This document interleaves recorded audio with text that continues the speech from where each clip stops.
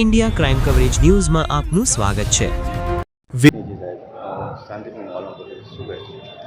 આજ રોજ વિરમગામ ડિવિઝનમાં ટોટલ જિલ્લા પંચાયતની 8 સીટો, 3 તાલુકા પંચાયત અને વિરમગામ ટાઉન નગરપાલિકા એમ ટોટલ 5 મુખ્ય ચૂંટણીઓ હતી, જે પૈકી 341 જેટલા મતદાન મથકો હતા। આ તમામ સમગ્ર ચૂંટણી પ્રક્રિયા શાંતિપૂર્ણ માહોલમાં નીકળે અને લોકો શાંતિથી મતદાન કરી શકે તે અન્વયે ચુસ્ત બંદોબસ્ત રાખવામાં આવેલો હતો। તે પૈકી 861 જેટલા પોલીસ, સીઆરડી અને હોમગાર્ડનો બંદોબસ્ત ગોઠવવામાં આવેલો હતો।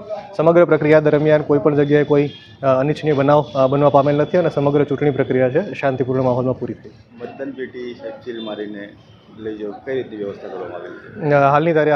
હાલની સ્થિતિએ આ તમામ બૂથો ઉપર પ્રિસાઇડિંગ ઓફિસરો દ્વારા મતદાન પેટીઓ સીઝ કરવામાં આવે છે। ત્યારબાદ બૂથ વાઇઝ રૂટ પ્રમાણે મતદાન પેટીઓ બસ દ્વારા સ્ટ્રોંગ રૂમ ખાતે પહોંચાડવામાં આવશે, જેનું પાઇલોટિંગ અને એસ્કોર્ટિંગ પોલીસની ગાડીઓ દ્વારા કરવામાં આવશે।